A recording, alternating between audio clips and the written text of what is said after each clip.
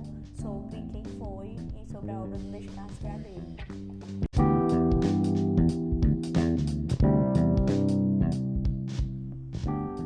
Naira, conta pra gente, quem é Descartes Gadelha?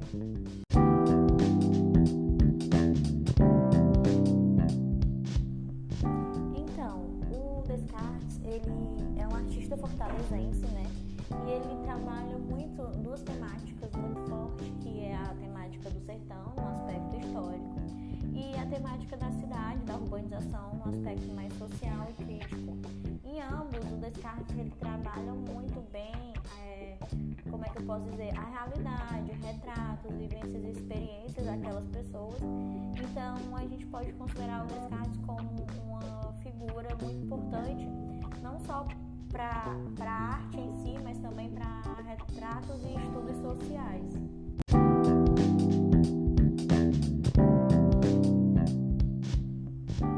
O Descartes é um artista expressionista.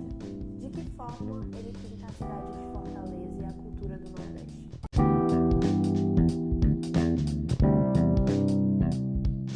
Então, como foi dito, né, ele é um artista expressionista, então ele trabalha muito o foco nas expressões faciais dos seus personagens, ele mexe muito com a cor também. As cores que ele usa nas suas pinturas são muito interligadas à mensagem que ele quer passar. E é muito interessante porque quando ele vai trabalhar tanto o aspecto urbano de Fortaleza quanto essa questão cultural no aspecto histórico, ele sempre escolhe muito a paleta de cor que converse dentro da série, dentro da temática, que traga também pra gente uma sensação de ter a atenção roubada, porque as coisas elas chamam a atenção, as expressões elas são tão reais e também chamam a atenção, que você transmite para você o sentimento que aquela pessoa está vivenciando e quer passar através das obras dele. Então é como se aquele personagem ele estivesse vivo e você conseguisse sentir aquilo que ele está passando através da forma como o Descartes pinta.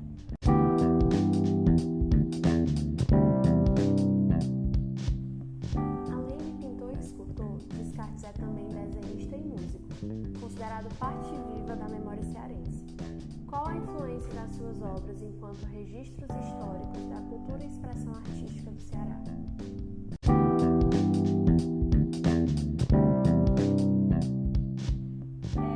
É muito difícil você falar de cultura cearense, fortalezense, principalmente, não falar do Descartes, né? A sua obra é muito emblemática, ele vai dividir essas obras em séries. Então, cada uma dessas séries, ela vai trazer pra gente uma reflexão muito no meio social. Então, por exemplo, a gente vai ter a série Catadores do Janguruçu, que é uma das séries mais famosas do Descartes. E ela vai trazer pra gente, de uma forma muito crua mesmo, o que é vivido por aquelas pessoas ali que viveram no lixão, enquanto ele era um ativado, enquanto até hoje as pessoas ainda vivem em situações precarizadas, porque o próprio bairro ainda é construído em cima dessa história. Então ele vai trazer muita reflexão sobre o estilo de vida, sobre como as pessoas elas eram tratadas de forma animalesca e vivendo em situações análogas a animais, o quanto eles precisavam batalhar para sobreviver e até mesmo as doenças adquiridas, todo o processo de falta de humanização, de vivenciar qualquer tipo de conforto, né? Não tem um básico para viver. Então, ele além de trabalhar nos registros históricos, ele também traz o registro muito social. Ele trabalha muito esse aspecto. Quando a gente vai para a série Cicatrizes Submersas dele, que aí quando ele vai falar de um aspecto histórico, ele ainda não deixa de lado esse aspecto social, porque ele vai falar da Guerra de Canudos, da luta de Antônio Conselheiro, da relação com a fé, mas ele também vai falar sobre a devoção, ele também vai falar sobre as vivências daquele povo, sobre o sofrimento, sobre a crença, sobre a esperança também e a força dessas pessoas em querer mudar o estilo de vida e vivenciar algo que fosse um pouco melhor do que eles estavam vivendo antes de aderir todo esse movimento messiânico. Então, não tem como a gente não falar do Descartes sem a gente entender a relação dele não só com a história, não só com a cultura, mas também com o social. Óbvio que para a cultura é um patrimônio riquíssimo, porque ele está ali revivendo e trazendo reflexões e ali deixando vivo mesmo, trazendo memória viva de acontecimentos que são muito presentes assim na nossa cultura e que foram vividos em algum momento da história, mas que até hoje ainda tem reflexos disso, né? Quando a gente vai para também outra série dele, que é De Alguém para Outro Alguém, que fala dos programas de rádio, mas também fala da prostituição. Então são coisas que são históricas, mas são também muito presentes. Então eu acho que essa influência das obras do Descartes, ela traz uma memória, mas ela também traz uma reflexão. E essas coisas são bastante importantes para a gente entender, porque a gente não pode tirar da obra dele o cunho crítico, ao mesmo tempo que a gente não pode também dizer que não é uma memória, dizer que não é um registro, porque ele se constrói nesses dois pontos.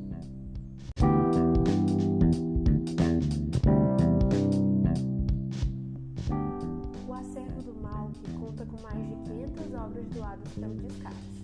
Dentre essas obras, há alguma que você destacaria?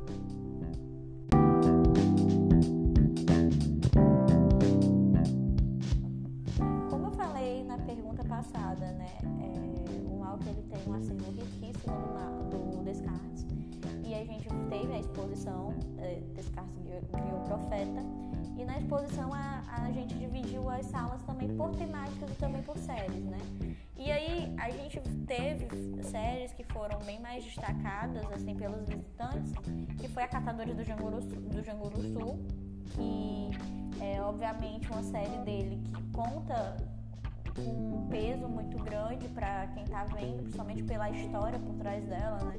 Em que o artista ele se desloca até o local, em que ele vivencia aquela realidade, em que ele perpassa por aquele local e se entrega para essa arte a ponto de viver aquilo ali, para poder trazer de uma forma mais realista, mais próxima possível daquilo que está sendo passado, né? E ele não trabalha só com a criação de personagens, mas a exposição também de pessoas, porque eles se tratam de pessoas reais.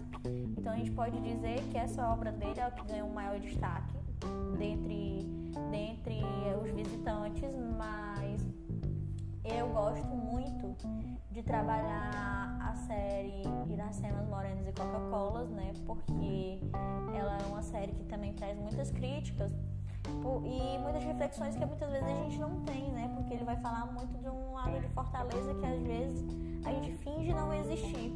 Óbvio que o Catadores do Janguruçu, ele fala desse lado, mas a gente vê pessoas em situação de rua o tempo inteiro e acaba até criando uma certa apatia com relação a isso.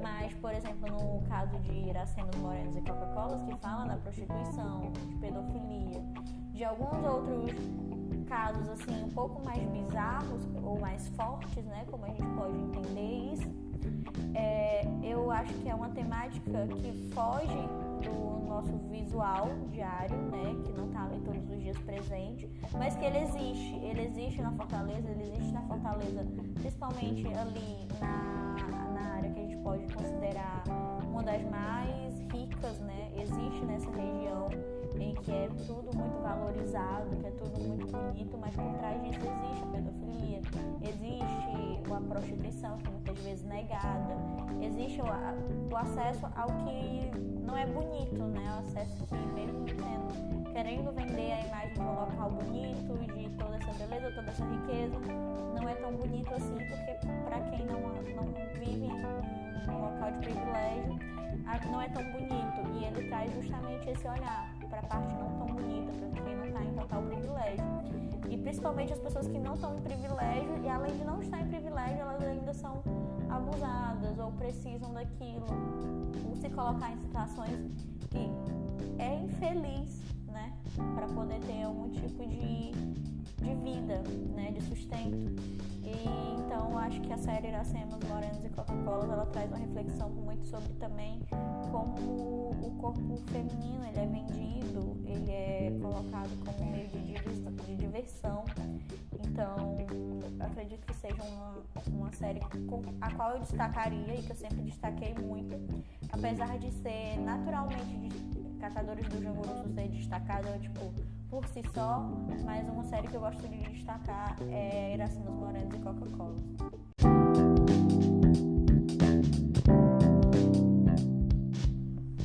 E para finalizar nosso episódio de hoje sobre o notório Descartes Gadelha, eu gostaria que você falasse pra gente uma proposta de mediação interativa ou imersiva que as pessoas podem ter acesso durante uma visita presencial ao MAUC, com a intervenção do núcleo educativo.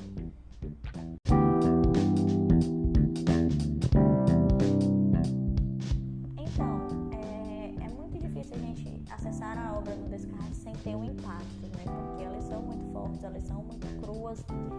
E aí, para a gente pensar essa interação, essa interatividade e ter essa proposta imersiva, eu acho que ela dialoga muito mais com o processo de você parar e olhar mesmo, de ser imersivo, de você estar ali e refletir sobre cada detalhe daquele quadro. Geralmente, quando vinha as mediações dos grupos, eu sempre fazia a famosa brincadeira do Acha o Pôr do Sol do Descartes, né? Que é a história que surge por trás de Catadores do Janguru Sul, e de que ele foi pintar um pôr do sol e se deparou com tudo aquilo e, chocado, resolveu desenvolver a série. Mas aí é que tá, cadê o pôr do sol, né? Tem uma única obra dele que aparece o pôr do sol. Então é justamente para que essas pessoas elas olhem detalhadamente todas aquelas obras, que elas procurem esse pôr do sol, que é minúsculo, que quase não aparece, que quase não é visto, que é, na verdade, em contrapartida, para tudo que é colocado nas obras, como um local escuro, um local de tons muito cinzas, muito pesados, é mais difícil eles acharem um pôr do sol. Então é algo que eu geralmente instigava, procurem esse pôr do sol e me digam em que obra que tá. Geralmente demorava um pouco, porque são muitas obras, mas era algo que eu costumava fazer para fazer com que essas pessoas elas olhassem todas as obras, elas ficassem procurando e que elas procurassem não só muito por cima, mas que elas olhassem as obras a fundo mesmo. E geralmente era isso que acontecia, porque cada vez que eles olhavam as obras procurando esse pôr do sol, eles encontravam outros detalhes, outras realidades, outras coisas acontecendo e ficavam tão chocados, tão perplexos e tão curiosos, né? E era daí que surgiam as perguntas, era daí que surgiam as críticas, os pensamentos, as reflexões. E então é uma forma de imergir mesmo, de você adentrar num processo criativo, mas também um processo crítico que foi passado por esse artista pra gente através das obras.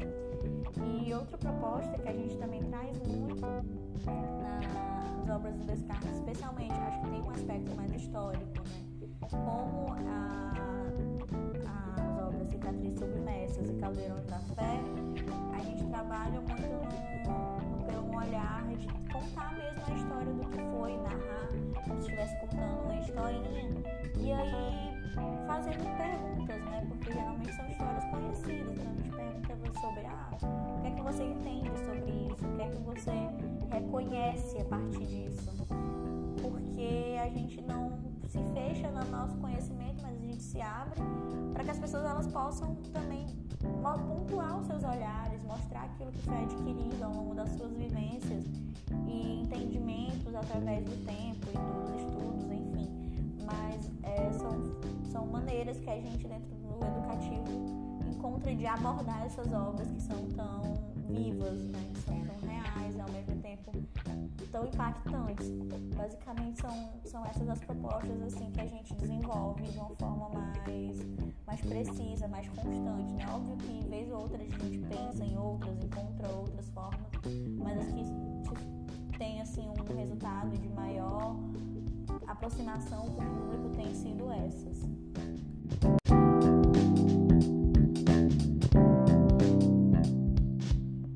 Esse foi nosso episódio de hoje sobre o multiartista Descartes Gadelha.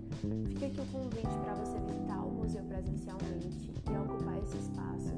O MAUC ele é um espaço super aberto e que conta com diversos tipos de linguagens artísticas. Então fica aqui o convite mais uma vez e agradecer também a disponibilidade da Lisnaira por ceder seu tempo para essa entrevista e pelas informações cedidas.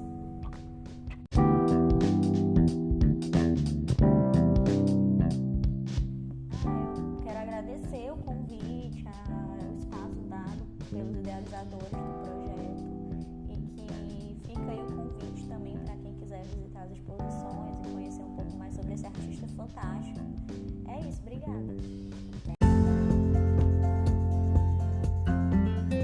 Então é isso. Obrigada por nos ouvir até aqui. Espero que as informações tenham sido relevantes e contamos com sua audiência no próximo episódio. Até a próxima!